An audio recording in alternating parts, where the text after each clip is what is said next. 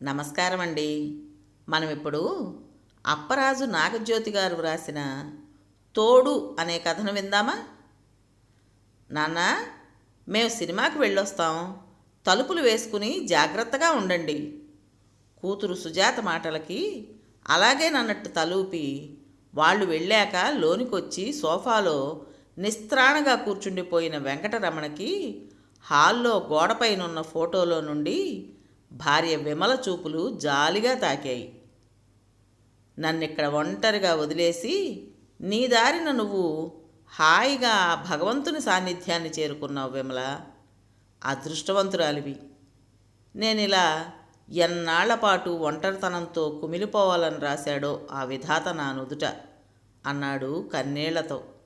అయ్యో, అంత మాట అనకండి. మీరు నిండు నూరేళ్ళు జీవించాలి, గాభరాగా అంది ఫోటోలో నుండే భార్య విమల. ఎలా విమల?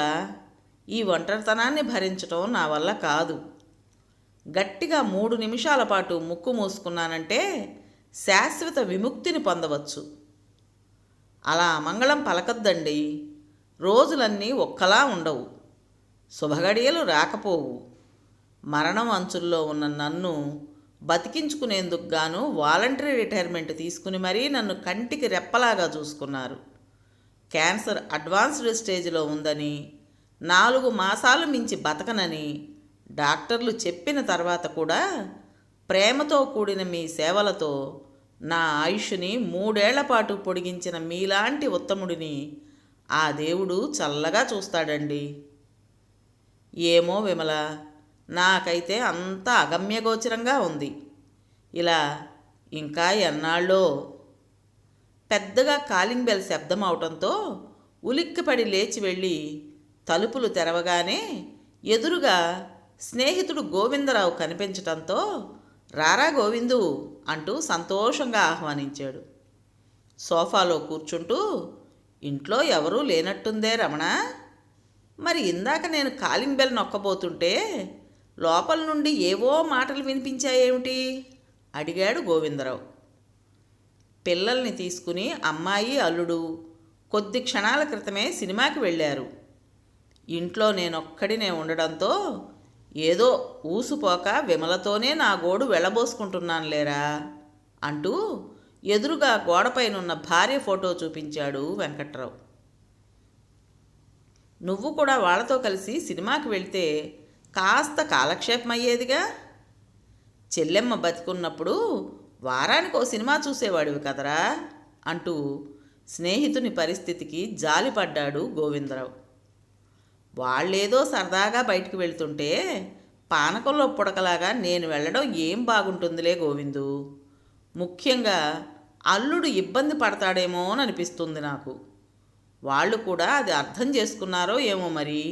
మొదట్లో 1కి 4 సార్లు నన్ను తమతో పాటు బయటికి రమ్మంటూ పిలిచేవాళ్ళు.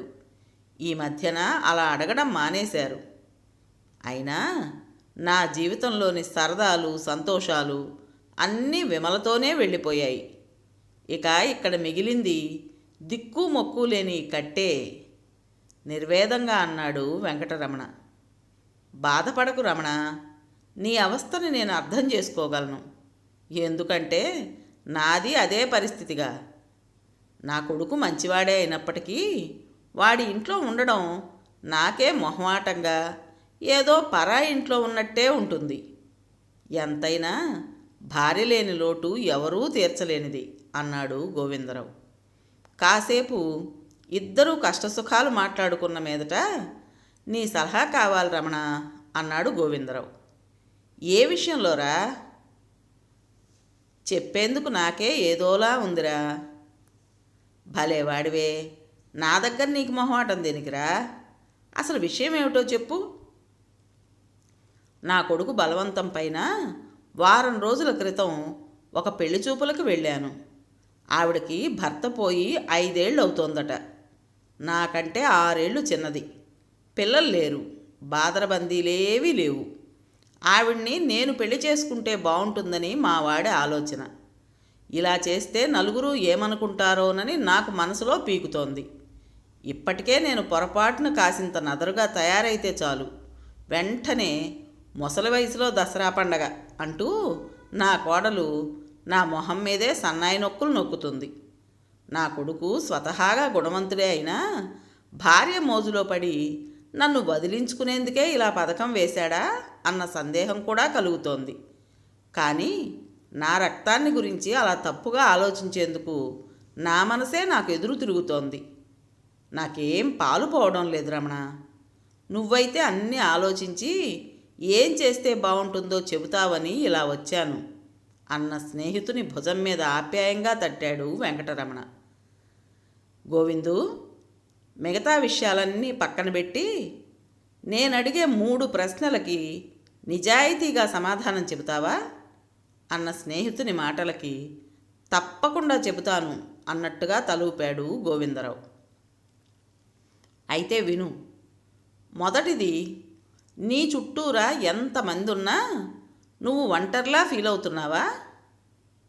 2, నీ కొడుకు కోడలు నీ కళ్ళ ముందు సరదాగా తిరుగుతుంటే అయ్యో నా భార్య బతికుండుంటే నేను అలా హాయిగా జీవితాన్ని ఎంజాయ్ చేసేవాడిని కదా అని నీకు ఈ మధ్యన తరచుగా అనిపిస్తోందా?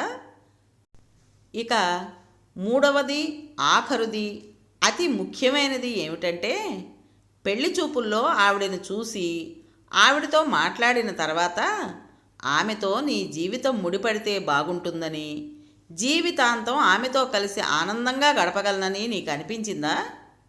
ఈ ప్రశ్నలన్నింటికీ అవును అనేదే నీ సమాధానమైతే నువ్వింకేమీ ఆలోచించనవసరం లేదు.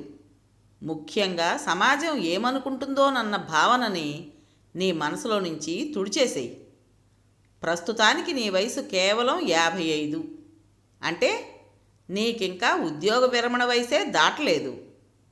ఈ మధ్యకాలంలో మనిషి ఆయుర్దాయం బాగా పెరిగింది కాబట్టి ఆ లెక్కన నువ్వు అధమపక్షం 70-75 ఏళ్ళు బతుకుతావనుకుంటే మరో 15-20 ఏళ్ల నీ ఆనందాన్ని ఎవరికోసమో వదులుకోవడం అవివేకం. నీ జీవితంలోకి రెండో ఆమనిలా రాబోయే స్త్రీ సాహచర్యంలో లభించే శాంతి సౌఖ్యాలతో నీకు మరింత ఎక్కువ ఆయుష్నిచ్చి నీ ద్వారా మరింతమంది విద్యార్థులని లెక్కల్లో మెరికల్లా తయారు చేసి సమాజానికి అందించాలన్నదే ఆ భగవంతుని సంకల్పం అయ్యుండొచ్చునని నాకనిపిస్తోంది. స్నేహితుని మాటల్ని శ్రద్ధగా వింటున్నాడు గోవిందరావు.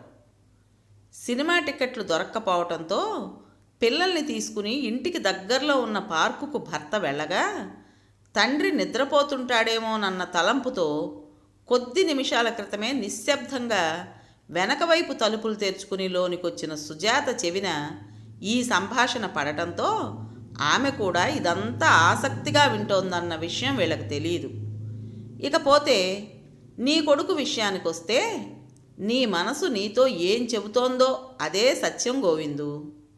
మీవాడు 4 రోజుల క్రితమే కూరగాయల మార్కెట్లో కలిశాడు. వాడు నిజంగా బంగారు కొండే. వాడి మనసులో ఏ కల్మషమూ లేదు. అమ్మ చనిపోయిన నాటి నుండి నాన్నలో ఉత్సాహం అడుగంటిపోయింది. ఒంటరితనాన్ని, అమ్మలేని లోటుని ఆయన భరించలేకపోతున్నారు అంకుల్. ఆయన్ని అలాగే వదిలేస్తే ఏమైపోతారోనని భయమేస్తోంది అంటూ చాలా బాధపడ్డాడు. వాడి ఆరాటమంతా కూడా చనిపోయిన తన తల్లికి సమానమైన తోడుని నీకు అందివ్వాలన్నదే తప్ప నిన్ను వదిలించుకోవాలన్న తలంపే లేదు వాడిలో. ఈ పెళ్ళికి నిన్నెలాగైనా ఒప్పించమని నా చేతులు పట్టుకుని అర్థించటమే కాకుండా వాడు నాతో మరో మాట కూడా చెప్పాడు గోవిందు అంటూ ఒక్క క్షణం ఆగాడు వెంకటరమణ. నాకు చెల్లెలికి పెళ్ళిళ్ళు చేసే ముందు సంబంధం మంచిదేనా, వంశం ఎటువంటిది, వాళ్ళ సాంప్రదాయం ఏమిటి అంటూ మీతో కలిసి నాన్న చాలామంది వద్ద వాకబు చేశాకే మా వివాహాలను ఖాయం చేశారు. అలాగే ఇప్పుడు నాన్న కోసం నేను తెచ్చిన సంబంధం గురించి కూడా పెద్దవారిగా, మా శ్రేయోభిలాషిగా మీరే ఆ బృహత్తర కార్యాన్ని తలకెత్తుకోవాలి. ముఖ్యంగా ఆవిడ స్వభావం మా అమ్మ మనస్తత్వానికి దగ్గరగా ఉంటుందా లేదా అనేది తెలుసుకోగలిగితే బాగుంటుంది అంటూ నా చేతులు పట్టుకుని అర్థించిన నీ కొడుకును చూస్తే నాకెంత ముచ్చటేసిందో గోవిందు. వాడిని చూసి నేను నిజంగా చాలా గర్వపడుతున్నానురా. తండ్రిని గురించి అంతలా ఆలోచించే పిల్లలు ఈ కాలంలో బహు అరుదు. ఎంతసేపు తాము సంపాదించిన ధనంతో తల్లిదండ్రులకి అన్ని సదుపాయాలు కలిగించాలని ఆరాటపడేవాళ్ళనే చూశాను తప్ప, ఇలా పెద్దవాళ్ళకి వాళ్ళ అడుగులో అడుగేసి నీడల అన్ని విధాల అండగా మనసుకి దగ్గరగా ఉండే తోడు ఆ వయసులో చాలా ముఖ్యమని అర్థం చేసుకుని ఆ దిశగా ప్రయత్నం చేసే సంతానాన్ని నేనైతే ఎరగను. అటువంటి కొడుకుని కన్న నీ జన్మ నిజంగా ధన్యం. స్నేహితుడు చెబుతున్నది వింటున్న గోవిందరావుకి పుత్రోత్సాహము పుత్రుడు జనించినప్పుడు కాదు అన్న సుమతీ శతక పద్యం గుర్తుకొచ్చి ఆనందంతో కళ్ళల్లో నీళ్లు తిరగడంతో పైపంచితో కళ్ళు తుడుచుకున్నాడు. నీ మాటలు వింటుంటే చెప్పలేనంత ఆనందంగా ఉందిరా. నా సందేహాలన్నీ తీరిపోయాయి. ఇప్పుడు నీ విషయానికి వద్దామా అన్న గోవిందరావు మాటలకి ఇక్కడ వెంకటరమణ, పక్క గదిలోని సుజాత ఇద్దరూ ఉలిక్కిపడ్డారు. కంగారు పడకురా, నేనిక్కడికి వచ్చే ముందే ఒక విషయాన్ని మా అమ్మాయి భార్గవి నా చెవిలో ఊది మర్చిపోకుండా నీకు చెప్పమన్నది. అసలు విషయం ఏమిటో తెలియక అయోమయంగా స్నేహితుని వైపు చూశాడు వెంకటరమణ. మరేం లేదురా, నీకు తెలుసుగా, మనతో కలిసి 7వ తరగతి దాకా చదువుకున్న కాంతానికి 8 ఏళ్ల క్రితం భర్త పోయాక ఈ ఊళ్ళోనే మా అమ్మాయి ఇంటి దగ్గరలోనే ఉన్న తన కొడుకు పంచన చేరింది. గుళ్ళోనో మార్కెట్లోనో కలిసినప్పుడల్లా తన కష్టాలని భార్గవితో పంచుకుంటుంది. నీకు గుర్తుందా, మనం బళ్ళో చదువుకునే వయసు నుండి కాంతానికి నువ్వంటే చాలా ఇష్టం. కాకపోతే మీ మామయ్య కూతురైన విమలకి నీకు చిన్నప్పుడే సంబంధం ఖాయమైందని, విమల అంటే నీకు పంచ ప్రాణాలని తెలుసు కాబట్టి తన ప్రేమని నీ ముందు ఆమె ఎన్నడూ వ్యక్తం చేయలేదు. మొన్న భార్గవితో కలిసి మా ఇంటికి వచ్చింది. తన మాటల్ని బట్టి తన మనసులో నీ స్థానం ఇప్పటికీ చెక్కు చెదరలేదనిపించింది. నువ్వు కనుక పెద్ద మనసుతో కాంతాన్ని వివాహం చేసుకుంటే తనని కష్టాల గుండం నుండి తప్పించి కొత్త జీవితాన్ని ప్రసాదించిన వాడివవుతావు. నీకు ఈ మలిసంధ్యలో చక్కటి తోడు దొరికినట్టు అవుతుంది. ఏమంటావు? కాంతం చాలా మంచిదిరా. అలాంటి దాన్ని కోడలు రాచి రంపాన పెడుతోందంటూ భార్గవి చెబుతుంటే నాకు చాలా బాధేసిందిరా అన్న స్నేహితుని మాటలకి వెంకటరమణ చాలా బాధపడ్డాడు. నిజమే గోవిందు, కాంతం చాలా మెతక మనిషి. దాని మనసు వెన్న. ఈ వయసులో తనకు రావాల్సిన కష్టం కాదిది. కానీ నేను కాంతాన్ని పెళ్లి చేసుకోవటం ఏమిట్రా? తనకైతే కొడుకు కోడలతో ఇబ్బందులున్నాయేమో కానీ నాకు అలాంటివేవీ లేవుగా. నా కూతురు అల్లుడు నన్ను బాగానే చూసుకుంటుండగా నేను మరో పెళ్లికి సిద్ధపడటం ఏం బాగుంటుంది చెప్పు? స్నేహితుని మాటలతో ఏకీభవించలేదు గోవిందరావు. నీ కూతురు అల్లుడు నిన్ను బాగానే చూసుకుంటున్నారు, కాదనను. అంత మాత్రం చేత నీకు భార్య లేని లోటు తీరిపోతుందా? ఇందాక నేను ఇక్కడికి వచ్చే సమయానికి నువ్వేం చేస్తున్నావో ఒక్కసారి గుర్తు చేసుకో. చనిపోయిన నీ భార్యని ఎదురుగా ఉన్నట్టుగా ఊహించుకుంటూ ఆమె ఫోటోతో మాట్లాడుతూ కూర్చున్నావంటే ఏమిటి దాని అర్థం? ఒంటరితనంతో బాధపడుతున్నావనేగా. అదే నీకు తోడుగా విమల స్థానంలో మరో స్త్రీ వచ్చుంటే ఈ పాటికి ఆమెతో కలిసి సరదాగా ఏ సినిమాకో పార్కుకో వెళ్ళుండేవాడివి, కాదంటావా? స్నేహితుని ప్రశ్నకి కాదని చెప్పలేక వెంకటరమణ చేతులు నులుముకుంటుంటే పక్క గదిలో ఉన్న సుజాత ఆలోచనలో పడింది. నిజమే, అమ్మ బతికుండగా నాన్న ఎప్పుడూ అమ్మనే అంటిపెట్టుకుని ఉండేవాడు. ఎక్కడికి వెళ్ళినా అమ్మ నాన్న కలిసే వెళ్ళేవాళ్ళు. సరదాగా ఒకరిపై ఒకరు జోకులు వేసుకుంటూ వాళ్ళిద్దరూ ఎప్పుడూ జంటగా తిరిగేవాళ్ళు. ఇప్పుడు అటువంటి చక్కటి తోడు లేకపోవటం నాన్నకు నిజంగా పెద్ద లోటే. ఎంచేతనో మరి ఇంతకాలం నాకు ఈ ఆలోచనే తట్టలేదు సుమా. ఆలస్యం అమృతం విషం అనుకుంటూ ఒక దృఢ నిశ్చయంతో గబగబా చెప్పులు వేసుకుని బయటికి నడిచింది సుజాత. అడగకుండానే అన్నీ అమర్చిపెట్టిన నాన్నకి ఈ వయసులో అవసరమైన తోడును అందించే అవకాశాన్నిచ్చిన ఆ భగవంతునికి అంజలి ఘటిస్తూ తనలో ఈవేళ ఈ తలంపుని కలగజేసిన గోవిందరావుకి మనసులోనే ధన్యవాదాలు తెలుపుకుంటూ భార్గవి ఇంటికి బయలుదేరిన సుజాత మనోపలకం మీద కాంతం పిన్ని చేతిలో చేయి వేసి హుషారుగా నడుస్తున్న తండ్రి రూపమే మెదులుతుంటే ద్విగుణీకృతమైన ఉత్సాహంతో ఆమె అడుగులు వడివడిగా ముందుకు సాగాయి. కథ పేరు తోడు.